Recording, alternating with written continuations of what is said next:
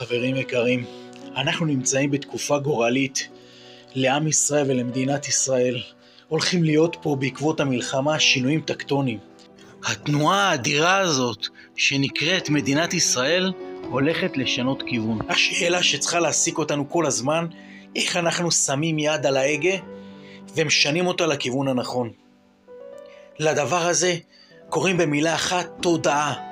אנחנו צריכים לראות איך אנחנו משפיעים על התודעה הלאומית, איך אנחנו מכניסים תודעה של ניצחון, תודעה של גבורה, תודעה שרואה אחרת לגמרי את כל הייעוד שלנו פה בארץ ישראל ובמדינת ישראל.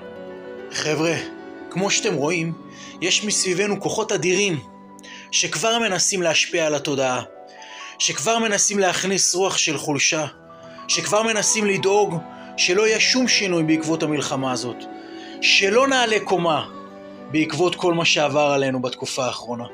אנחנו במטה באור יהודה לא מתייאשים.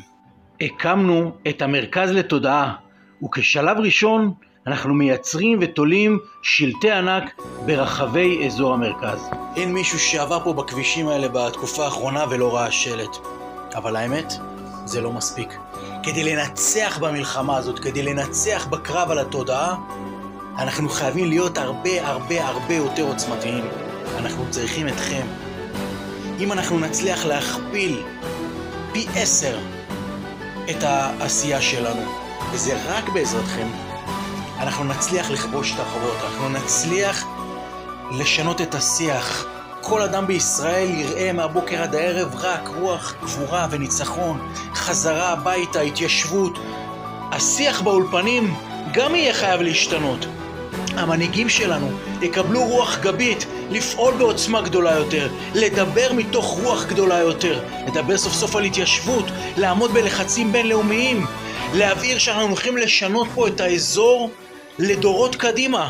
עשינו ניסיון, הוא נכשל, עלה לנו בדמים יקרים ובדמעות, והגיע הזמן, אנחנו חוזרים הביתה. אני רוצה שתבינו, התמיכה שלכם במרכז לתודעה היא לא תמיכה נקודתית רק לזמן שהשלט יחזיק על הגשר. זו תמיכה בבניית העתיד שלנו כאן. תמיכה שיכולה להשפיע לדורות, וזה ממש בידיים שלנו. אז קדימה, תנו כתף, הושיטו יד. ואיך אומרים אצלנו? ביחד, רק ביחד, ננצח.